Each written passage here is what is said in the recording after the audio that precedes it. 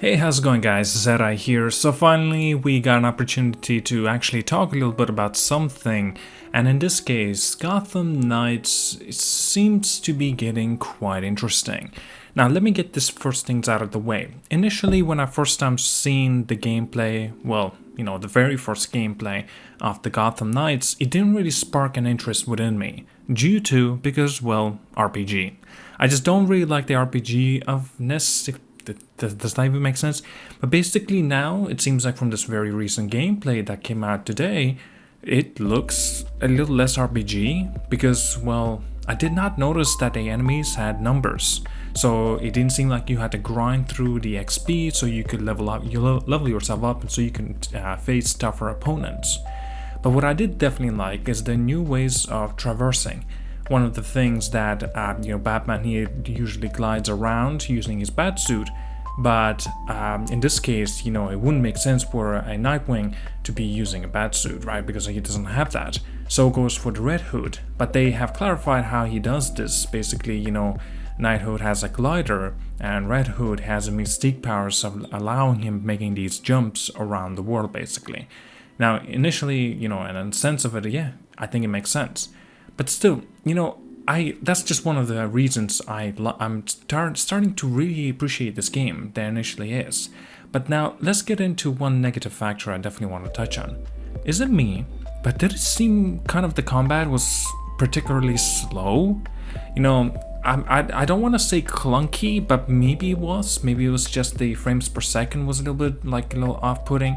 I don't know. It feels like the gameplay seemed kind of slow. At least that they're, the acrobatics and stuff. Like, when Nightwing does these, when he makes his jumps and stuff like that, backflips, front flips, and whatnot.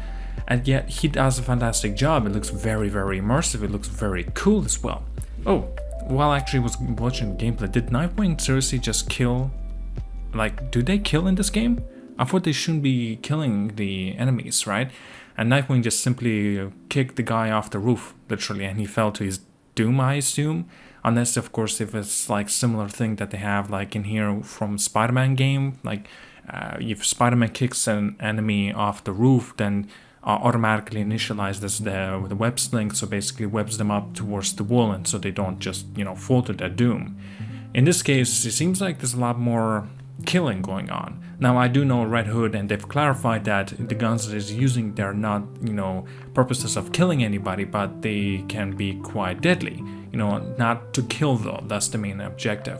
I also loved the way this game actually introduces a world sort of the events. Basically, there's a moment that during this car chase, there was Red Hood. He was on a bike and he was trying to capture this, a truck, and he does it so spectacularly. It looks fantastic. It really reminds me of Spider-Man, and I think they've done a very good job of, how can I say, making a game look more seamless, like it's part of this world that makes sense, because initially you would think that, okay, this world should have been all about Batman and that's it. And yeah, sure, side quests, side characters could have been in there too, but since the four characters, Robin, Batgirl, Red Hood, and Nightwing are the main characters in this case, and Batman is dead, right?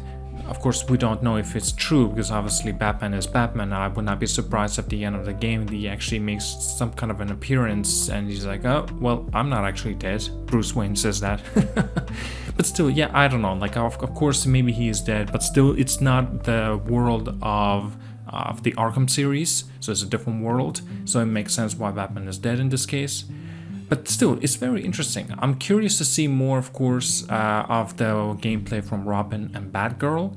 But after all this presentation, after looking at this as well, I gotta say that I'm actually a little more hyped towards this game than I thought that I would be. I like the way that the RPG of this game that, basically it's kind of been removed, kind of. Basically, there's no more of these number scalings and stuff. That's, like I said at the beginning of the commentary, I really like that. The game looks very beautiful.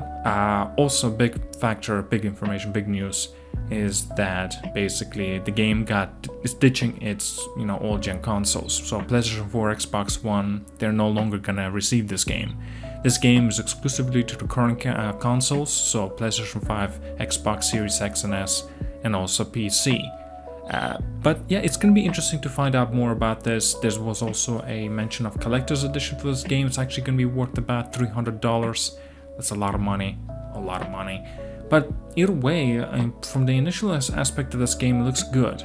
Now, I have touched on regarding of the leveling system that it seems like it's ditching that, but actually it's still there. It's still there because like after paying attention to more of the menu and what you can do to upgrade your characters and stuff like that, yeah, leveling in the system and numbers and stuff is there, so you can actually change your characters' costumes.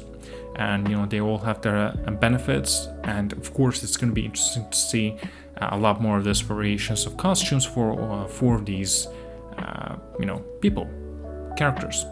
You know, I'm curious to see how much initially it's going to be different compared to what we're used to from the Arkham series, but from the gameplay itself, yes, I can definitely see there's like differences. I can definitely see inspirations from Spider-Man game, like I've touched on already. Remember the chase sequence?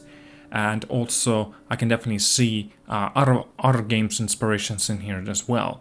Like for example, a glider. Did you take that from Fortnite? Kind of a question, or perhaps Zelda or something like that. Because obviously, I don't believe, I may be wrong about this, I don't believe that Nightwing actually has something like a glider that allows him to go, you know, to a different world. But I could be wrong. But still, I love the way every character has their own kind of a bat bike, if that makes sense, a bat cycle or whatever they call it, and it does look very cool. There's also fast traveling that they use like a larger version of the Batwing, and so basically making it so you can traverse through the world very quickly, but it looks very cool. You know, there's also been talks regarding that this game may actually have up to 4-player co-op instead of 2, but there's been no mention as of yet. Perhaps maybe there will be some kind of mode that allows you to have 4-player co-op, but there is a 2-player co-op, just so you know. Now, you can play this game as, you know, solo, but I still think it would have been more beneficial playing this game, well, with a partner. Since this game has been, you know, mainly monetized during of its monetization, your marketing, I should have said, actually, it's just, you know, for 2 people to play this game together. I think it's pretty cool, looks good. There's also, you know, detective work is back here again. Well, I don't know if we can call that really detective work. It's basically following the lines and getting to the objectives and actually initializing, just pressing of a button so it actually unlocks the area. So, you know, it's a typical thing in video games nowadays. There's nothing much really inspirational about that, but I don't know what can they really do extra within this game that allows for us to have like a very interactive, very interesting puzzles and solvement and stuff like that. Actually, I don't think I noticed any sorts of puzzles in this game as well. Again, you know, opening a secret door, can you really consider that a puzzle? Like simply following the line within the map? I don't know, that's not really a puzzle, at least not to me. But still, you know, it's gonna be interesting to find out more. So far, it does look entertaining, and so far, again, I think I'm definitely on board on this game for sure. It's coming at the end of the October 2022. You know, we cannot say what was changed significantly from the initial, initial release that is supposed to really, you know, coming. But now, since it's coming in October, there's still a few more months to go. You know, see how will they improve the combat, because again, like I said, it seems slow. I don't want to say clunky because maybe it's not clunky, but like I said, a few more months to wait. Few things are subject to change for sure, but other than that, it looks cool. But I'm gonna have to wait a little bit and wait and see how will this perform. Either way, that's all I got for today. Tell me down in the comments as well what you guys thought about this new gameplay from Gotham Knights. Are you looking more forward to it or not? By the way, before I leave, I apologize for the few days that I have not been uploading anything, to be honest with you. It's mainly because there's just simply nothing to talk about.